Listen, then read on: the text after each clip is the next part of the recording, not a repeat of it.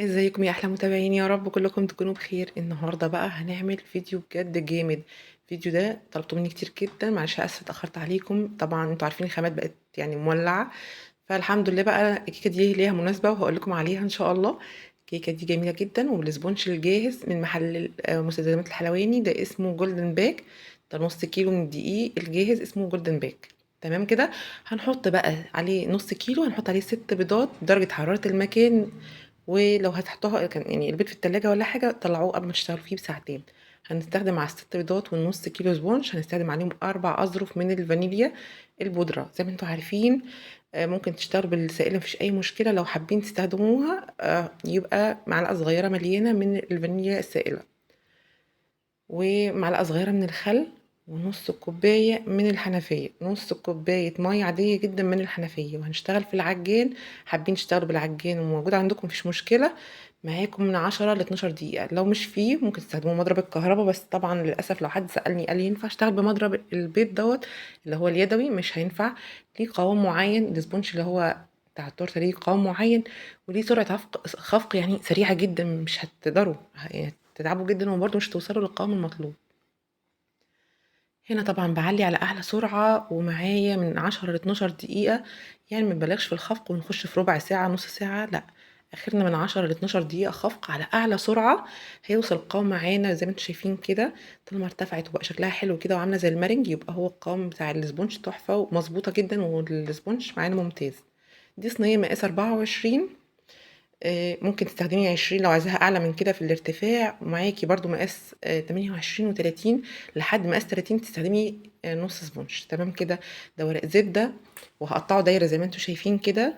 طبعا ورق الزبدة ليه كذا ليه كذا يعني مختلف، فيه اللي هو الوشين المطفيين، وفي وش مطفي ووش لامع كده. طبعا اللامع ده هيكون تحت، ودهن دهن الزبدة كده حلوة جدا بصراحة. طبعا عندي صينية ارتفاعها عالي، فمش هحتاج ان انا اعمل ورق زبدة عشان يعلي لي الارتفاع للصواني العادية. دي ما شاء الله يعني ارتفاعها حوالي 13 سنتي، فانا مش محتاجة خالص ان انا يعني اكمل بورق الزبدة ولا اي حاجة. طبعا قبل ما اشتغل في اي حاجة بكون مشغلة الفرن على درجة حرارة 180، ومظبطة الرف الوسط بتاعنا اللي هو اللي هنحط فيه الصينية. وبنسيب الوش بتاعنا بالاسباتيولا بسكين اي حاجه، وفي الاخر هجيب خله كده عشان لو في اي فقاعات كده او بابلز كده تنيمها لي كده وتشيلها تماما. يعني الخطوه دي يعني ضروري نعملها عشان لو في اي فقاعات تشيلها. زي ما انتم شايفين كده رايحه جايه عليها داير ما يدور، وخبطتين تلاتة على الترابيزه او الكاونتر ايا كان، ونخبط خبطتين محترمين. اخدت معايا بالظبط ساعة الا ربع وكانت مظبوطة. نص السبونج اخد معايا ساعة الا ربع، وبغطيها بطلعها من الفرن اغطيها اقل حاجة 3 ساعات وبعدين اشتغل، مش اقل من 3 ساعات. يعني يفضل نغطيها ونسيبها يوم كامل، يعني ليلة كاملة ونشتغل فيها بعد كده. ولو الجو حر نحطها في التلاجة، لو مش حر نغطيها ونسيبها بره على الترابيزة مفيش اي مشكلة. كانت بردت معايا بعد 3 ساعات واشتغلت فيها. انا كنت مستعجلة بصراحة. هاشيل بقى ورق الزبدة وكل اللي انتوا شايفينه ده كله هيتقشر ويتشال. يعني انا ما عنديش اي مشكلة ان هي تغمق معايا شوية من الحروف اللي بره، كل ده اصلا هيتقشر. لكن المشكلة ان انا لو سبتها من جوه يعني ما اهتمتش بالتسوية، ممكن القلب بتاعها يكون من جوه يعني استوت من حروف وكل حاجة، بس قلبها لسه من جوه عجينة. فانا بركز بقى بحط الخله واشوف، واحيانا برضو احط الخله تطلع نظيفه معايا. فانا يعني نص الاسبونج بياخد معايا يعني بالظبط ساعه الا ربع، درجه حراره وسط 180. زي ما انتم شايفين كده انا بجيب السكينه اللي هي بتاعت الفينو المشرشطه ديت، وبقشر بيها كل حاجه عملي قدامكم اهو زي ما انتم شايفين كده بقشر بيها كل حاجه. كل ده هيتشال وهنخليها بيضة زي الفل زي ما انتم شايفين كده، وهنشتغل هنعمل اعلى شغل ان شاء الله مع بعض.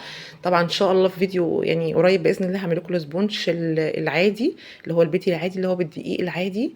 طلبتوا مني كتير، اسف للتاخير، بس صراحه يعني الخامات بقت يعني حاجه صعبه قوي.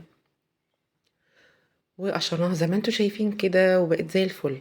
ممكن بقى تستخدموها 3 يعني شرايح، وممكن تستخدموها 4 ومعاكم لحد 5 شرايح.